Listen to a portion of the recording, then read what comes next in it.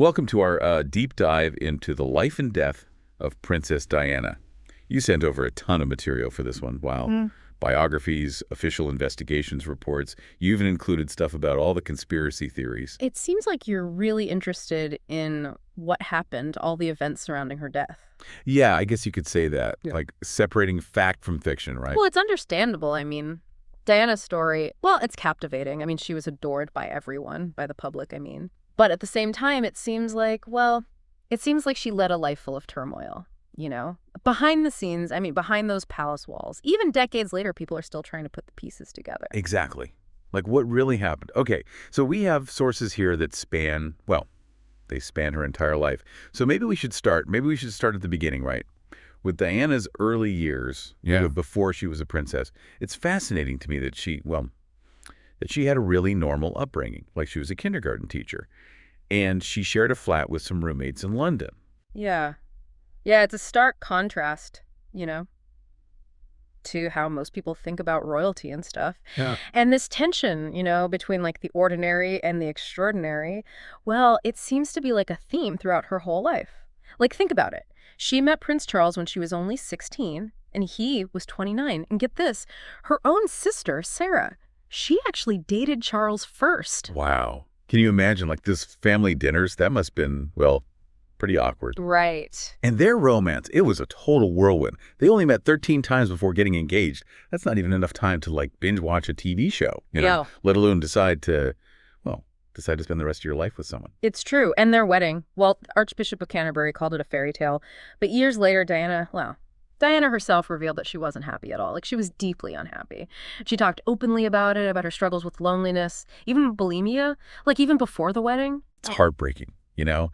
Like, to think that behind that smile, that iconic smile, she was dealing with so much pressure, so much inner turmoil. The public had no idea. No, they didn't. And then, of course, there's Charles and his affair. His very public affair with Camilla Parker Bowles. I mean, some of the sources you sent about this, they're just devastating to read. Like, one account even mentions that, well, it says that Charles called Diana chubby right as her eating disorder was, it was developing. And who could forget about that phone call? The one with Camilla, that living in your knickers phone call. Yeah. I mean, their marriage was troubled, clearly troubled right from the start. Charles even admitted, like in an interview, that his decision to marry Diana, well, it wasn't exactly a passionate love story. It was gradual, you know? And when they asked him if they were in love, he said, whatever in love means. Yeah. Not very reassuring. Really, no. Yeah, definitely not. And Diana even confronted Camilla, like directly. She said, I want my husband. I mean, you have to admire her courage, but it's also, well, it's just really sad, to see how little power she seemed to have. She was in a difficult, incredibly difficult position, beloved by the public, adored, but trapped in this marriage that was just, well, falling apart and seemingly unsupported by the very institution that should have been protecting her. Okay, so we know that Diana's marriage was a major source of stress. Right. And the press was constantly, they were scrutinizing her every move. But ultimately what led us to this deep dive is her death. You know? Her tragic death in Paris in 1997. You sent over a bunch of info about the crash itself, about the paparazzi chase, the high speed, and the fact that none of them were wearing seatbelts. Right. Initially, the blame was placed on the driver, Henri Paul. Yes. He had a high blood alcohol level, so it was assumed that he was intoxicated, that he was simply drunk. But some of the material that you provided points to some inconsistencies in that narrative. Like, for instance, Henri Paul, he had a surprisingly large amount of money in his bank account, almost $250,000. But he only made around $35,000 a year. So where did that money come from? Right. Some of the sources that you shared suggest that, they suggest that he might have been paid off to cause the accident. Yeah. But none of the witnesses, the people who saw him that night, they didn't say that he was acting drunk. Right. There are holes, in the official narrative. Right. And that's where all the conspiracy theories that's where they come in. Right. And some of them are, they're pretty outlandish. Like, there's a theory about a body double, being used to cover up a planned assassination. That seems a little far-fetched, don't you think? It does, yeah. But then there's the theory about, the theory that Diana's relationship with Dodi Al-Fayed played a role in her death. Dodi Al-Fayed. Yeah. Dodi was an Egyptian Muslim, and his father, well, his father was Muhammad Al-Fayed, and he's been very vocal, about his belief that the British royal family orchestrated the crash. So his theory, it hinges on the belief that, Yeah. the belief that Diana was pregnant with Dodi's child, and that the royal family just couldn't, that they couldn't bear the thought of future king having a Muslim stepfather. That's right. But the autopsy and the blood tests, they showed no signs of pregnancy, right? That's right. And several people who were close to Diane, like her butler, they've said that she was using contraception and that she hadn't mentioned anything about being pregnant. Correct. But still, the idea that the royal family might have wanted to silence Diana, it persists. Some people think they were threatened, by her growing independence and stuff, especially after the separation from Charles. Let's move on to another theory, one that comes up a lot. The idea that Diana's medical care was intentionally, sabotage. Mm-hmm. This one highlights the differences in emergency protocols between France and the UK. Yeah, you're right. In the UK, the focus is on, it's on getting the patient to the hospital as quickly as possible. But French protocols, they prioritize on-scene treatment and stabilization before transport. Right. So some people argue that Diana could have survived if she had been taken, directly to the hospital. Suggesting a deliberate delay to ensure her death. It's a chilling thought. But remember, this would require a massive conspiracy involving multiple medical professionals. Right. And that just seems, it seems unlikely. And you included a report from Britain's leading forensic pathologist, Dr. Richard Shepherd. And he stated that Diana's injuries were, that they were so rare and so severe that survival would have been pretty much impossible, regardless of the treatment she received. Yeah, he specifically identified a tear in a vein in her lung. And that was the fatal injury. Tragically, he also noted that if she had been wearing a seatbelt, Yep. it's likely she would survive the crash. Yeah. Which brings us to maybe the most unsettling theory of all, the idea that the idea that she predicted her own death. You shared a copy of a letter, one that she wrote to her former butler, Paul Burrell, 10 months before the crash. Wow. And in it, she expresses fears that someone, she doesn't name them or anything, but she says that someone is planning to make me disappear by staging a car accident. And she even mentions brake failure and a serious head injury, as the likely method. And she writes, and this is really chilling, she writes, "This particular phase in my life is the most dangerous. My husband is planning an accident in my car, brake failure and serious head injury in order to make the path clear for him to marry." It's eerie, incredibly eerie, Yeah. especially because Charles did go on to marry Camilla 7 years later. Right. It almost seems, too coincidental to just dismiss. It's definitely food for thought. But we have to consider, was this a genuine, premonition? Or was it just a reflection of what she was feeling at the time, The pressures, the anxieties that she was facing? Because she had expressed fears before, that her former bodyguard, Barry Manicky, he was killed in a car crash, too. And she thought that he was bumped off. Yeah. Because of their relationship. So we have a complex web of theories here, some more plausible than others, right? And it's interesting, you also sent along information on Operation Paget. Right. The official investigation into Diana's death. Huh? Can you tell us more about that? What is Operation Paget? Sure. Operation Paget, it was an extensive investigation launched by Scotland Yard in 2004, and it was designed, to address all the conspiracy theories surrounding Diana's death. They looked into, get this, 175 different theories. So we've got all these theories, right, swirling around. But then we have this massive official investigation, Operation Paget. They were trying to sort through it all. It sounds like they went to great lengths, to uncover the truth. What exactly did Operation Paget involve? What did they do? It was thorough, incredibly thorough. They didn't just dismiss the conspiracy theories. They meticulously investigated each one. They looked at the forensic evidence, they interviewed witnesses, and they consulted, with experts. They explored everything, like claims of MI6 involvement, even elaborate murder plots involving lasers and stuff, and staged blood alcohol tests. Lasers, you're kidding, right? That sounds like it sounds like something straight out of a James Bond movie. I know, right? And they even investigated the theory that the paparazzi's flashbulbs caused the crash. But in the end, Operation Paget, They debunked each and every theory. And they concluded that, the crash was, it was a tragic accident, caused by a combination of things: excessive speed, a drunk driver, and the lack of seatbelts. You sent me, Yeah. you sent me a really interesting report summarizing the investigation's findings. And it seems like, they were pretty definitive in their conclusion. But I imagine some people still have a hard time accepting that Diana's death was simply an accident. Absolutely. And you're right. The report, it's very detailed and comprehensive. They left no stone unturned. But still, the timing, the circumstances, the high-profile figures involved, it's understandable, I think. It's understandable why people, why they still believe the conspiracy theories. One of the criticisms that I've seen is that, is that Operation Paget? Well, it was conducted by British authorities. So people question, if there was bias. Yeah. Or a desire to protect the royal family.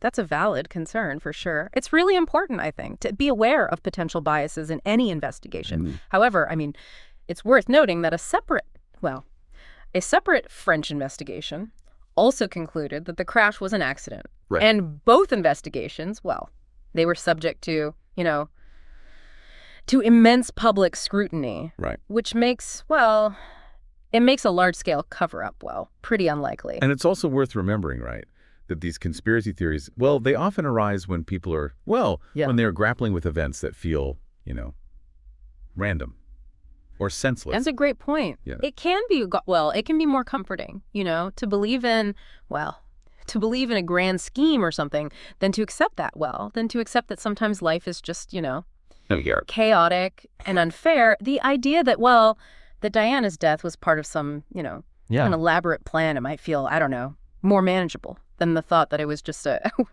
tragic and avoidable accident. We also have to consider, the broader context of Diana's life and death. She lived in a time of intense media scrutiny and evolving gender roles.